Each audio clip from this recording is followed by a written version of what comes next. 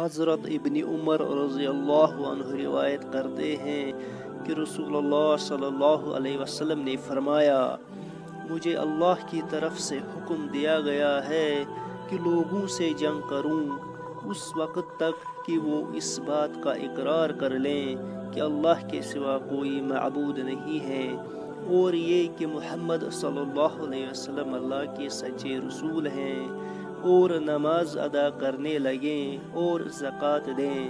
جس وقت وہ یہ کرنے لگیں گے تو مجھ سے اپنے جان و مال کو محفوظ کر لیں گے، سوائے اسلام کے حق کے۔ رہا ان کے دل کا حال تو ان کا حساب اللہ کے ذمہ ہے۔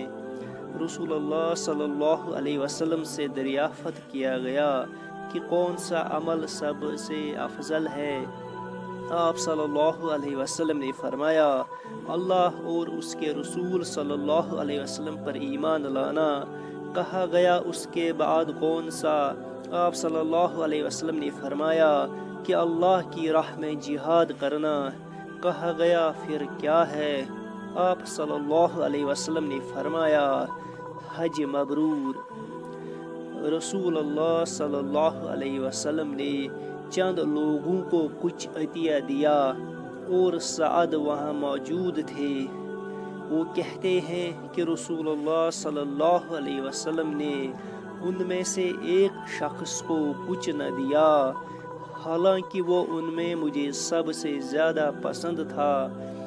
میں نے کہا، یا رسول اللہ صلی اللہ علیہ وسلم، آپ نے فلاں کو کچھ نہ دیا، حالانکہ میں اسے مومن گمان کرتا ہوں۔ آپ صلی اللہ علیہ وسلم نے فرمایا، مومن یا مسلمان؟ میں تھوڑی دیر چپ رہ کر پھر پہلی بات دہرانے لگا۔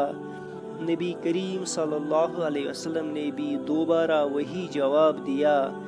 پھر آپ صلی اللہ علیہ وسلم نے فرمایا کہ اے سعد، باوجود یہ کہ ایک شخص مجھے زیادہ عزیز ہے، پھر بھی میں اسے نظر انداز کر کے کسی اور دوسرے کو اس خوف کی وجہ سے یہ مال دے دیتا ہوں کہ وہ اپنی کمزوری کی وجہ سے اسلام سے پھر جائے اور اللہ اسے آگ میں اوندہ ڈال دے۔